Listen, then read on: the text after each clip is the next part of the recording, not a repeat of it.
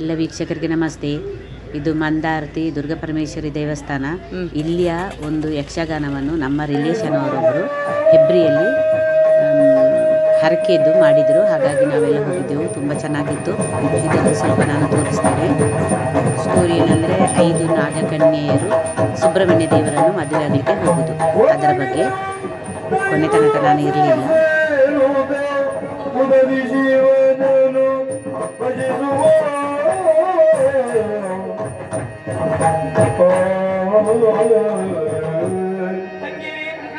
ಗುರುಮಠದಲ್ಲಿ ಗುರುಗಳು ಪಾಠ ಮಾಡುವಾಗ ನಾವೆಲ್ಲರೂ ಆಲಿಸಿದ್ದುಂಟು.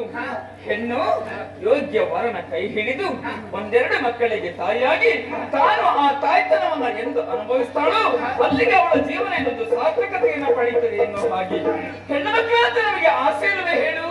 ಮದುವೆ ಆಗಬೇಕು, ಮಕ್ಕಳನ್ನ ಪಡಿಬೇಕು, ಸುಂದರವಾದ ಸಂಸಾರವನ್ನು ಸಾಗಿಸುವ ಜೊತೆಯಲ್ಲಿ ಆ ಆನಂದವನ್ನು ಸವಿಯಬೇಕೆನ್ನುವ ಹಾಗೆ ಏನು ಮಾಡೋಣ? ನಮ್ಗೀಗ ಮದುವೆ ಮಾಡುವವರು ಯಾರಿದ್ದಾರೆ?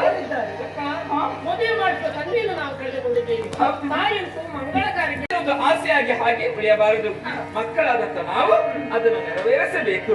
ಅಂತಾದ್ರೆ ಈ ನಾಗಲೋಕದಲ್ಲಿ ಕುರಿತು ಯೋಚನೆ ಮಾಡಿದ್ರೆ ಯಾವ ಪ್ರಯೋಜನವನ್ನು ಕಂಡುಕೊಳ್ಳುವುದಕ್ಕೆ ಸಾಧ್ಯ ಇಲ್ಲ. ಆದ್ದರಿಂದ ಐವರು ಒಟ್ಟಾಗಿ ಹರಗಿರಿಜನ ಧ್ಯಾನಿಸಿ ಕೈಲಾಸವನ್ನ ಸೇರೋಣ, ಹರಗಿರಿಜನ ಕಾಣೋಣ. ಅಲ್ಲಿ ನಮ್ಮ ಆಸೆಗಳನ್ನು ಹೇಳಿಕೊಂಡು ಆಮೇಲೆ ಸುಬ್ರಹ್ಮಣ್ಯ ಸ್ವಾಮಿಯನ್ನು ಮದುವೆ ಆಗೋಣ. ಹೋಗೋಣ. ಬ್ರಹ್ಮ ಮುರಾರಿ ಸುರಾಜಿತಲಿಂಗಂ ನಿರ್ಮಲವಾದಿತ ಶೋಭಿತಲಿಂಗಂ ಜನ್ಮಜ ದುಃಖ ವಿನಾಶಕಲಿಂಗಂ ತತ್ಪ್ರಣಮಾಮಿ ಸದಾ ಶಿವಲಿಂಗಂ.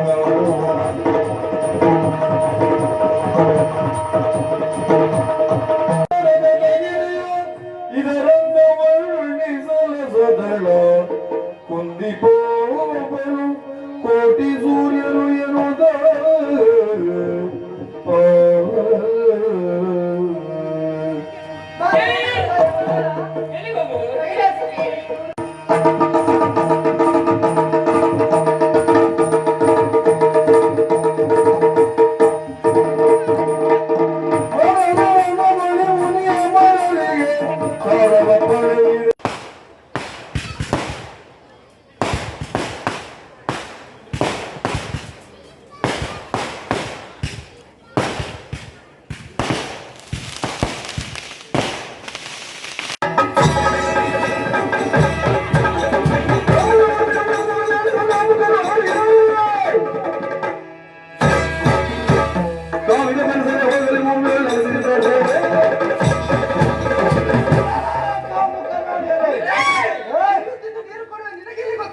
ಕಾಮಕ್ಕೂ ಪ್ರೇಮಕ್ಕೂ ವ್ಯತ್ಯಾಸ. ನಿಮ್ಮದು ಪ್ರೇಮ, ನಿಮ್ಮದು ಪ್ರೇಮ, ನಿಮ್ಮ ಪ್ರೇಮದ ಮನೆ.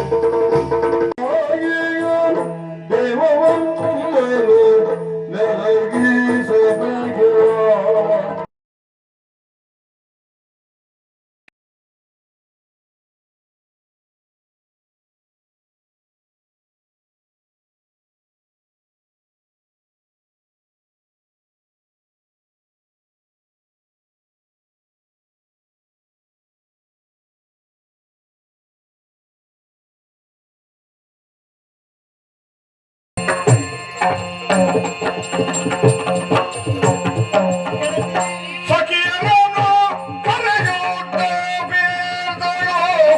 ಮನದ ಇರವ ಸಖಿಯರನು ಕರೆಯುತ್ತ ಹೇಗರು ಮನದ ಇರವ